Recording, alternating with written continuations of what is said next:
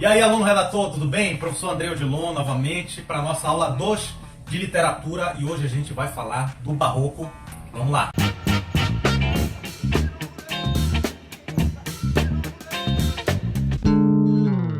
Para a gente continuar, não se esquece de se inscrever aí no nosso canal no YouTube, acompanhar também as redes sociais do curso Intensivo Redator, que é para você se preparar da melhor maneira possível para o Enem e para os demais vestibulares. E uma informação importante antes da gente falar não só do Barroco, mas de todas as escolas literárias que vão ocorrer no Brasil, sobretudo no período colonial de 1500 até 1822, até a independência do Brasil, é que essas escolas literárias, apesar de acontecerem também no Brasil, não são genuinamente brasileiras. Nós vamos ter autores que pertencem a essas escolas literárias, como o Barroco, como o Arcadismo e assim sucessivamente, são brasileiros, mas a escola literária não é criada aqui. Isso é muito importante a gente saber isso. O Barroco, que é o assunto da aula de hoje, ele é trazido da Europa. Nós vamos perceber que o marco inicial do Barroco no Brasil é a publicação de um livro de um autor chamado Bento Teixeira. Esse livro chama-se Prosopopeia, certo? Esse é o marco inicial do Barroco no Brasil em 1601. E nós vamos perceber uma coisa importante. Em 1601, faz 101 anos desde o descobrimento do Brasil.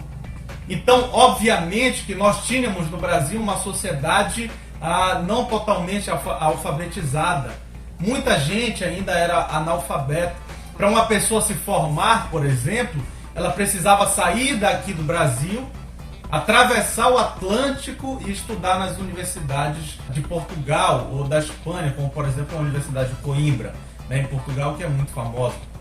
Então, o ensino era muito precário, a educação era muito precária e isso, obviamente, vai refletir na nossa literatura. Para a literatura existir de uma forma concisa, de uma forma coerente, que converse com o seu contexto, obviamente que as pessoas precisam estar alfabetizadas. Então, esses primeiros autores do Brasil, eles demoraram a existir justamente por conta do nosso processo de desenvolvimento social e do desenvolvimento da educação aqui também no Brasil. Nós estudamos na aula passada o quinhentismo. O quinhentismo nós vimos que são cartas, são documentos, é uma literatura informativa escrita por portugueses para Portugal.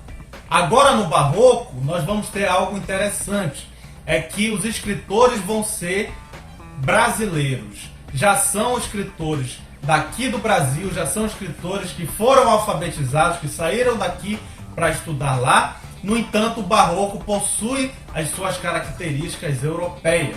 E que características são essas? As características essenciais do Barroco do Brasil são basicamente as mesmas da Europa, certo? Até porque é algo que é trazido de lá, como eu já falei para vocês.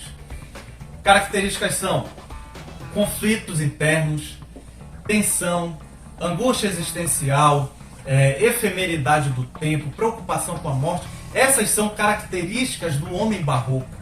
Nós vamos perceber nos textos, principalmente do grande escritor do Barroco no Brasil, que é o Gregório de Matos, que nós conhecemos muito bem, que ele é apelidado de Boca do Inferno.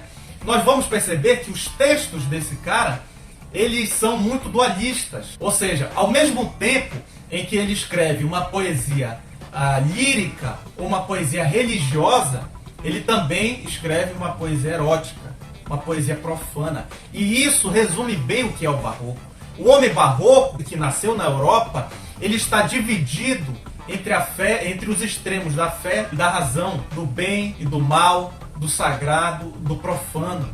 Esse homem barroco oscila entre esses dois extremos e é essa a principal característica do barroco.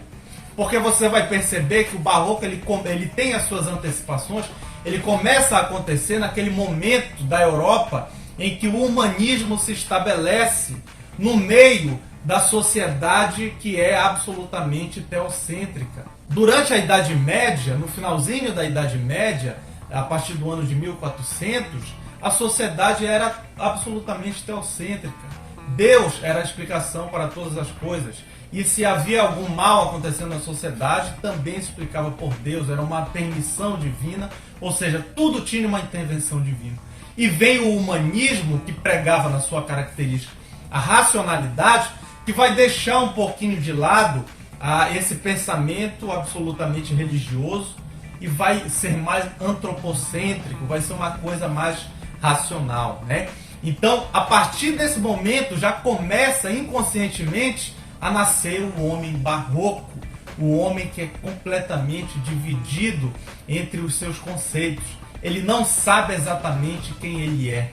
Isso acontece na Europa. Vão os escritores daqui, como Gregório de Matos, estudar lá fora e trazem essas tendências para cá. E é uma coisa muito interessante de nós observarmos.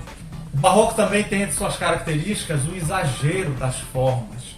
E esse exagero, essa característica, se estende para todas as artes do barroco. Literatura, pintura, escultura, arquitetura também. A arquitetura barroca é completamente cheia de formas, cheia de detalhes. A literatura barroca é cheia de formas também, como usando figuras de linguagem, usando um texto muito rebuscado. Ou seja, o exagero, de uma forma geral, ele faz parte das características essenciais do barroco. Nós vamos acompanhar na nossa aula online textos, pinturas, esculturas, que nós vamos ter a presença de um cara muito importante do barroco no Brasil, chamado Aleijadinho, o grande escultor brasileiro, certo? Ele tem entre suas características o barroco europeu, mas ele é genuinamente brasileiro, ele faz a sua arte genuinamente brasileira dentro do contexto do barroco. Beleza, meus amigos? Então, na próxima aula online a gente conversa mais sobre o barroco. E não esquece de deixar o teu like aí, se você gostou, se inscreve no nosso canal, acompanhe a gente nas redes sociais e até a próxima aula. Valeu!